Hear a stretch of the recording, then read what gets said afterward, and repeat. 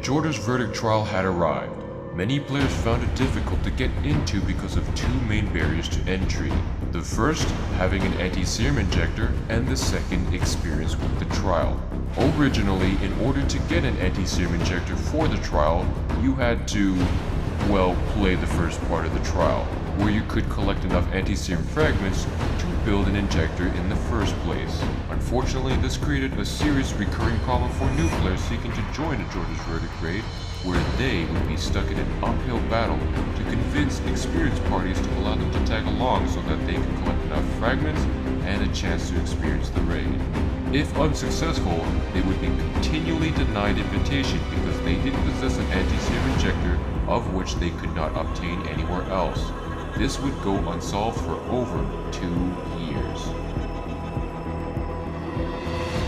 Hello fellow Tenno. Today marks the arrival of the Glassed Gambit questline and Nidus, the new infested Warframe, which now makes it possible to easily collect the fragments needed to build the elusive Anti-Serum Injector and get to experience some of the game mechanics in the Jordas Verdict Trail. First, go to the relay. Head to the Parent Sequence Syndicate room and speak to Glass to start the Glassed Gambit quest. You will then spend the next 45 minutes slogging through the unfortunately paced index missions and be rewarded with the blueprints for the Nidus Warframe. However, to get the remaining pieces, you will need to head up to Ares,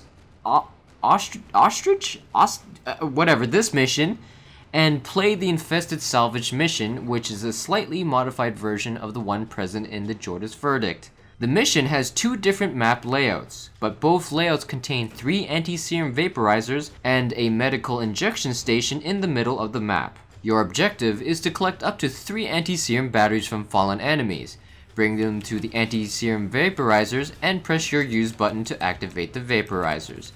Activating the vaporizers will generate and expand an anti-serum bubble out of it. You can boost the power of it up to 3 times, which is represented by the energy meter displayed on the side of the vaporizer. The toxic air outside of this protective bubble will erode your armor integrity, which is displayed on the left side of your screen. If your armor integrity is depleted, you will begin to lose health.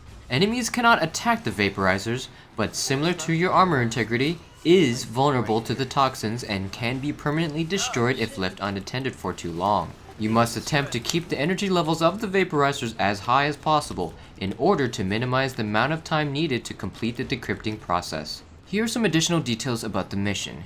You will have a chance to receive a Nidus part every 4 waves. This mission can be completed solo and makes for some decent affinity and relic farming compared to a COD. Playing solo also allows you to immediately continue to the next wave without waiting for other teammates to make a decision.